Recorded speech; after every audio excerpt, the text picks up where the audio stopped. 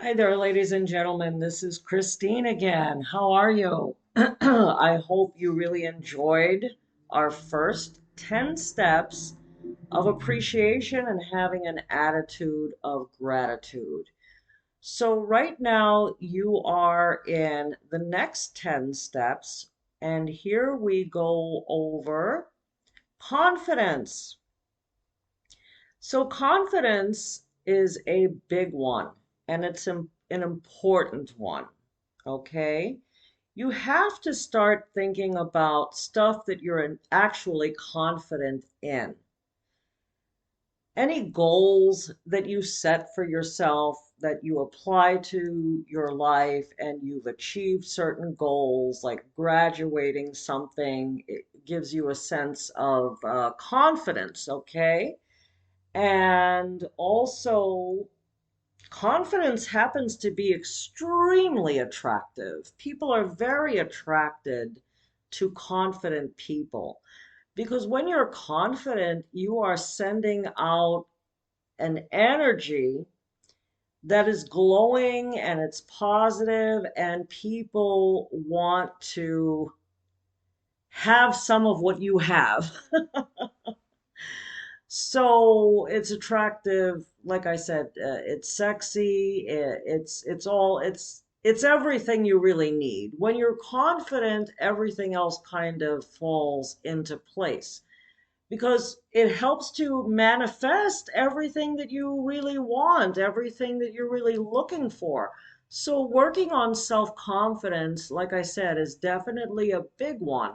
And there are multiple ways for us to build up our self confidence.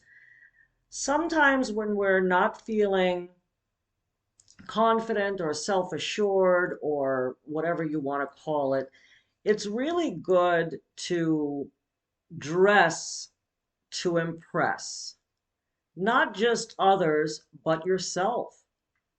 Okay? Very important. What you're wearing can have an effect on how you feel. So, whatever you can wear that is making you feel good and confident, wear it.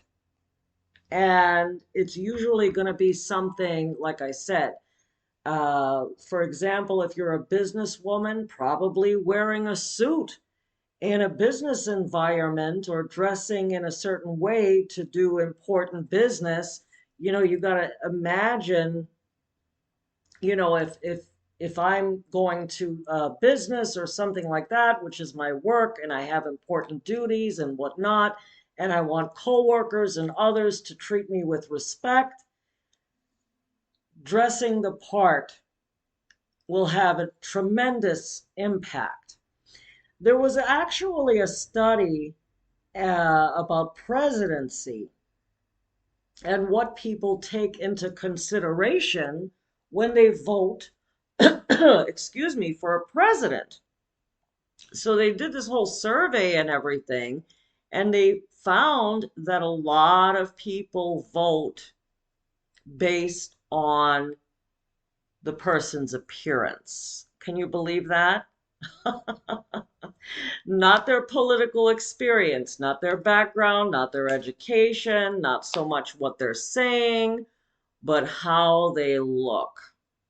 Now, that doesn't mean that you have to be like extremely beautiful or anything like that. That's a different thing. So, we're talking about appearance. So, if you look successful, others believe that you are successful and you're also feeling successful. It sounds a lot like fake it till you make it, but in reality, at the end of the day, what you're wearing will bring out those positive vibes. If you're wearing power outfits, basically. Now, whether that, like I said, be a business suit in a work environment, a sexy outfit on a date, whatever the case may be, I know it's been extremely helpful for many. That is one of the keys to confidence and success, and also it sounds shallow, and I agree it is shallow, but nonetheless, it works regardless. You have to take into consideration human nature. A lot of people judge things with their eyes and not necessarily with their minds. And again, how you feel also matters. Check it out. See if it works for you. Okay? Put on that fabulous outfit, that little black dress, that fancy suit, whatever, and go to work or go on a date or and see how you feel. And I promise you that you're going to be feeling a lot more confident with your power outfit on. So there are also some other things. You have to think about the things in your life that you've actually done successfully. Remind yourself of that. Very important. Another thing that I have found during my many, many years of helping people is that culture has a lot to do with a person's confidence, meaning how they were raised. A lot of women from certain cultures are generally raised to be, for lack of a better word, maybe submissive or compliant and don't are like speaking your truth or speaking up for yourself and all of that stuff is not something that's I guess socially acceptable in some cultures. But how much can we do about that? I mean, outside, maybe you can play the part of being that person, but what really matters is that the inside is confident. Because when you look at it on a cultural level, it's basically like a part that you need to play. It doesn't have to be your truth. So I'm trying to help you not really break any cultural standards while simultaneously telling you that this is kind of like a show just to kind of fit in. But at the end of the day, it's also 2023. So why not just say what it is that you feel and not worry so much about the consequences? If you're not feeling comfortable with how the culture does things, a little rebellion can shake things up. You have to have healthy boundaries. And soon I'm going to be working on a course that we are going to work on healthy boundaries and how to get them. And a lot of us don't have boundaries when it comes to our parents, when it comes to the whole culture thing. But always keep in mind that you're an individual. You're not really just another brick in the wall at the end of the day. Okay?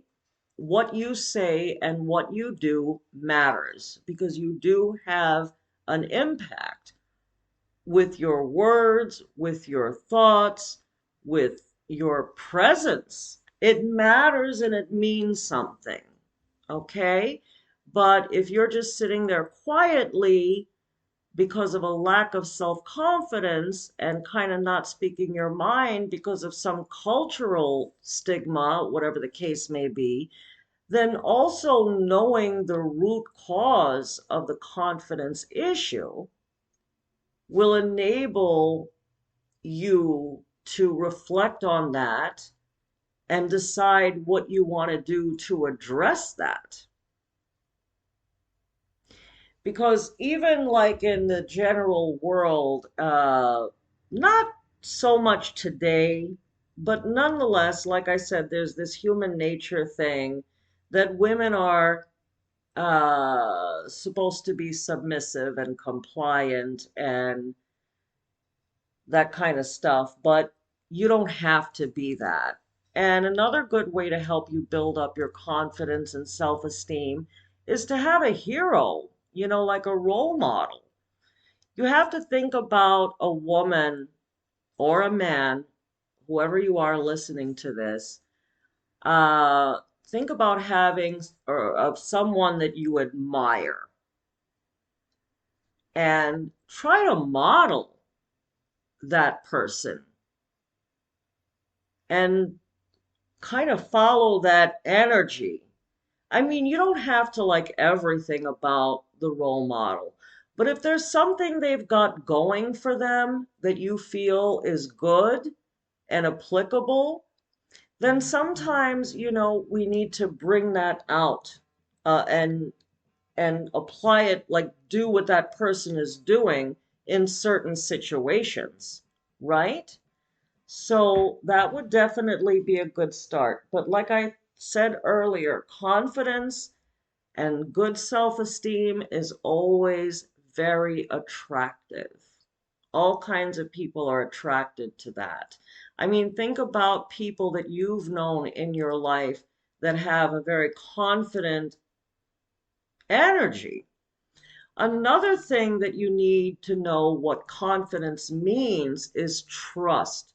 Confidence really comes down to trust, trusting myself, trusting that what I'm saying is true, having, my beliefs, my values, and feeling sure of myself. So it's the combination of these things working together that make a person more confident. Another thing that I've also realized, yet again, working with people's problems for so many years, is sometimes we put other people on a pedestal in our minds. And many times they really don't belong there. We think of others as somehow more important than we are. A lot of us, this could be, well, maybe important is not the right word. To think that they're more important than we are is the issue. I mean, they can be important to you, but they're not more important than you. And when we start to get into the zone of having or feeling a low self-worth or low confidence, we start to turn into like a people pleaser type person, looking for validation from others, especially our family members and romantic partners. And you don't need that. That's what I mean by trusting yourself. It's about knowing the truth, realizing what the truth is about others, that they also have fears, they also have weaknesses, they also have troubles, just as much as everybody. One of the Four Noble Truths in Buddhism is that in life there is suffering. So at the end of the day, we all suffer, we all have issues. So if you're facing like a problem, like a confidence issue or whatever your problem is, know this. There are many other people that are going through the same. So it's not only you. And sometimes when we are not confident, sadly, there are people that start to take advantage of us when we're feeling unsure of ourselves. And they start to, you know, cross those healthy boundaries that you should be having. So, my advice to you is think about everything that I've just said. Think about what confidence means to you and work on your instructions in your planner. Apply these things to your life. And please be sure to take these steps one after another each day. Please don't, put it off for a week and then come back to it. Every day you need to do something. And if you're feeling somehow that you're not good enough, I think it's also time for you to think about who is really good enough. And if you need to do something to feel good or like a good person, There are many ways that you can do that. You can give to charity. You can buy flowers for a friend or someone that's going through a tough time, because all of us are innately good, but we run into some negative stuff in our lives and it changes who we are. We become guarded. It's hard for us to trust people. Because, like I said, remember where confidence comes from. Trust. It's about trusting what I feel. So we got to learn to trust ourselves and to know that our intuition about people, about things are probably right. And you should definitely, seek out an unbiased person, or of course, you can reach out to me and have a reading done, or reach out to me just with a few questions. I also have that option available. And either I'll tell you that what you're saying is, or what you're thinking is correct or incorrect. And if you have that one person in your life to either validate your feelings about stuff or a person, then you should definitely reach out.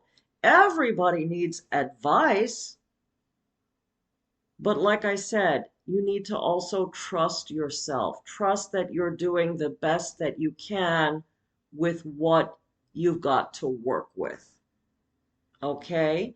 And think about that too, because you might not be. Think about what you've got to work with and use whatever these things are that you do have to work with and use them to serve you. A lot of people are giving away a lot of their energy to other people. I'm not telling you not to help people or be kind to people, but you need to know when you need to take care of yourself. So maybe that time is now. Absorb again, like I said, what I've told you. Think about it. Write this stuff down in your planner. And application is important. Knowing and applying are two very different things. Application is the turnaround. When you start applying, that's when you'll start to see the results, and that's when the confidence builds up, when you see the results of your work starting to move and in motion. Thank you so much for listening in. I hope you're enjoying this and this is helpful to you. And yeah, just reach out to me if there's anything I can do for you. Feel free to contact me to book a session. Phone consultations are also available. My number to reach me is 855-70-TAROT. That's 855-70-TAROT. Thank you again. Bye-bye.